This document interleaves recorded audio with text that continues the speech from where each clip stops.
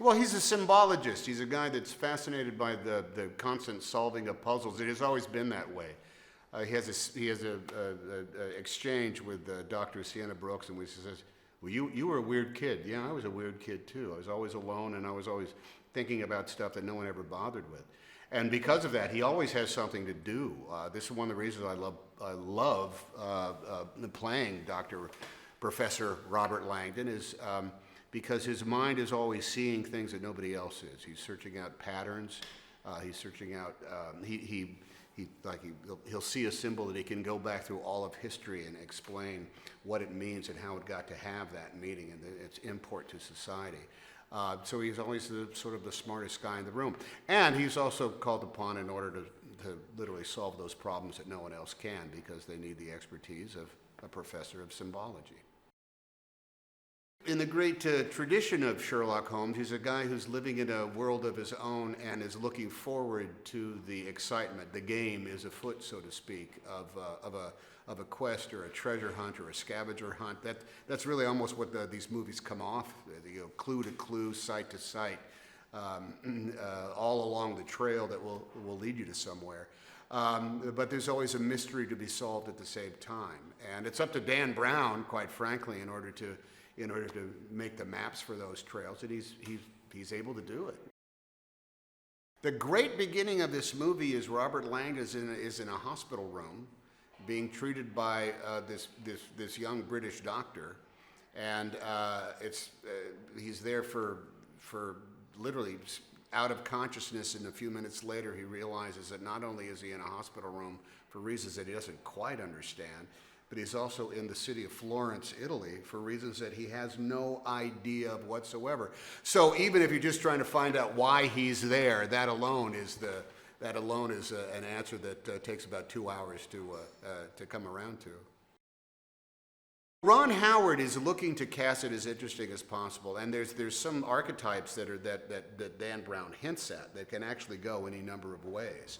It's not necessarily required to have an actor like Omar Sy play who he does, but the international aspect of the setting, as well as the environments of something like the World Health Organization, begs and allows for international actors of all stripes, all colors, all diversity.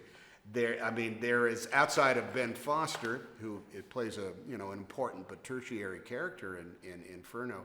I'm the only American, and there's only 3 men and there's 3 women. So it's a bunch of people of different colors and the 2 different genders that make the movie go. And I just think that, well, that's just the way. In all honesty, that's the way it should be.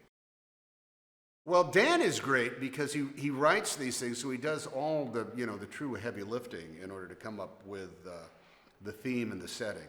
The adaptation from book to screen it's a particular beast. It doesn't have an omnipotent narrator of Dan Brown's voice, but it does have the specifics of the when and the where and the why, and it ends up being part of a months-long exercise in which we're all involved, in order trying to discern what's the most that we can cram visually and verbally into the screenplay and into the final movie.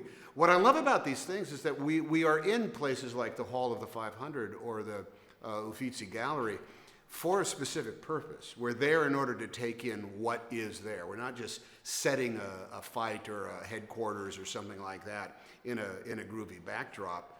We're there in order to study the masterpieces that are up on the wall and try to find a clue that is inside those very masterpieces. And guess what? Dan Brown has figured out that the clues actually sort of exist, or at least there's a mystery there that no one has been able to figure out the root of. And that ends up being, I think, the biggest secret out of all of these, out of all the films.